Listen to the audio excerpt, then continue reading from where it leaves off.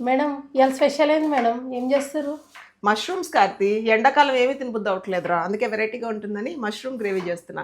కౌశిక్ కూడా తింటాడు అనుకుంటా, ఒకసారి ఇలా అడిగిరావా వాడిని తింటాడో లేదో.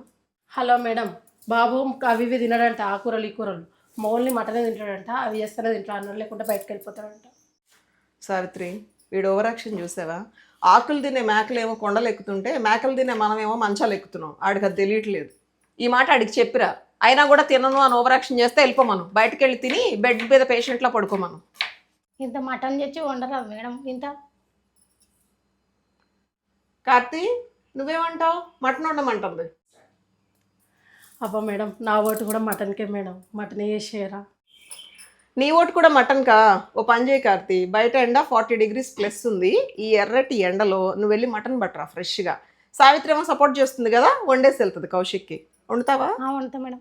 వండిద్దంట, తీసుకురా. మీ ఇద్దరు చూసుకోండి, నేను ఏసీ వేసుకుని పడుకుంటాను లోపల. అదేదో ఏసీ రూమ్లో వేసే బదులుగా కార్లో రాదు మేడం, పోయి మటన్ తెచ్చుకుందాం ఇద్దరం కలిసి. ఫిక్స్ అయిపోయావు కార్తీ, మటన్ చెయ్యాలి, మటన్ తినాలని చెప్పి. ఈ కౌశిక్ గాడు ఉన్న చోట ఉండడు నిజంగా. తెచ్చుకుందాం పదండి.